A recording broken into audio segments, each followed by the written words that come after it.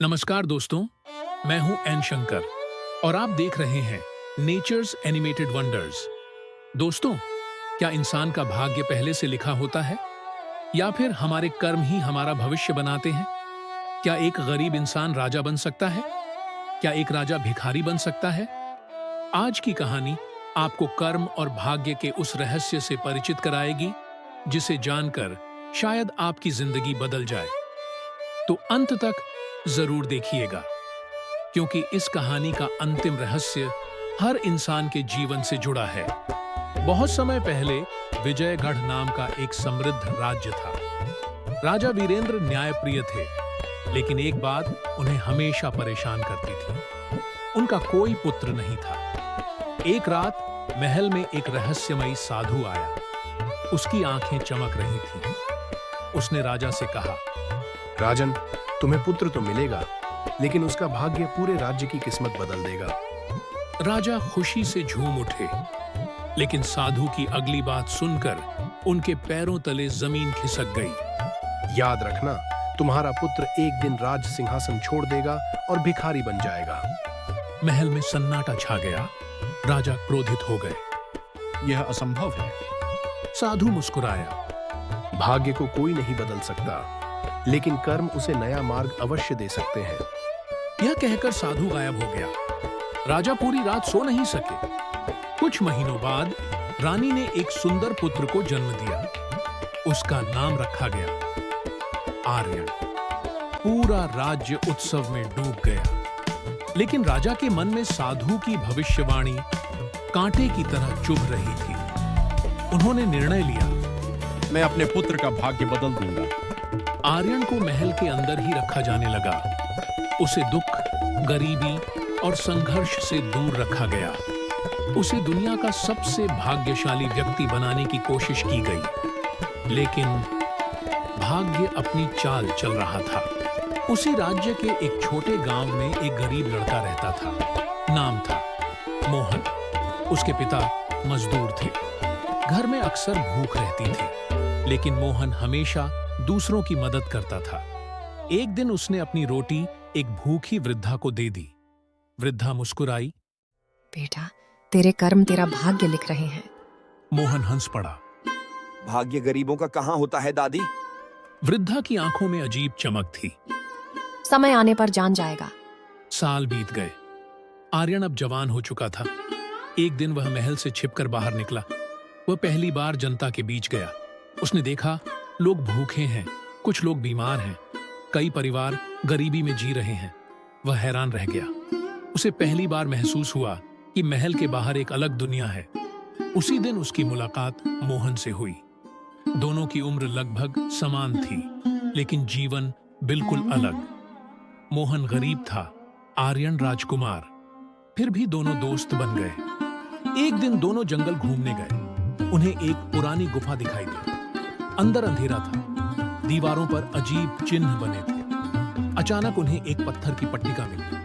उस पर लिखा था, भाग्य जन्म देता है, कर्म पहचान देता है। नीचे एक नक्शा बना था। नक्शा किसी छिपे हुए खजाने की ओर संकेत कर रहा था। दोनों रोमांचित हो उठे, लेकिन उन्हें नहीं पता था यह यात्रा उनकी जिंदगी बदलने वाली थी। दोनों नक्शे का पीछा करने लगे। घने जंगल, खतरनाक पहाड़, भयानक रातें, हर कदम पर खतरा था। एक रात उन पर डाकुओं ने हमला कर दिया। आर्यन डर गया, लेकिन मोहन ने साहस दिखाया। उसने अपनी जान जोखिम में डालकर आर्यन को बचा लिया। आर्यन पहली बार समझा, सच्ची ताकत धन में नहीं, कर्म में होती है। आखिर वे खजाने तक पहुंच गए। वहां एक विशाल संदूक रखा था। आर्यन ने उसे खोला। अंदर सोना नहीं था, सिर्फ एक पुरानी पुस्तक थी। उस पुस्तक का नाम था कर्म चक्र। पहले पन्ने पर लिखा था, जिसे लोग भाग्य समझते हैं, वह उनके पुराने कर्मों की परछाई है। दोनों स्तब्ध रह गए।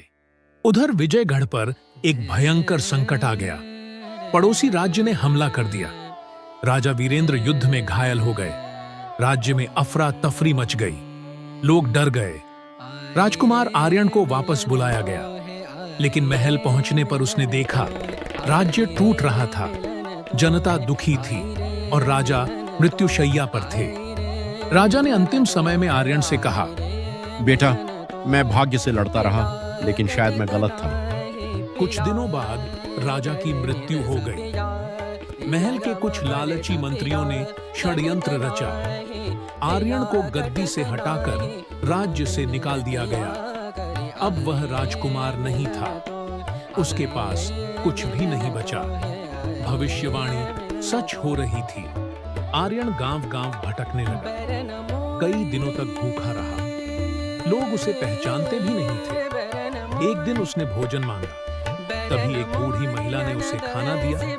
आर्यन रो पड़ा। उसे पहली बार भूख का दर्द समझ आया। उसी रात उसे साधु की बात याद आई। कर्म भाग्य को नया मार्ग दे सकते हैं। दूसरी ओर मोहन अपनी ईमानदारी और मेहनत से लोगों का प्रिय बन गया।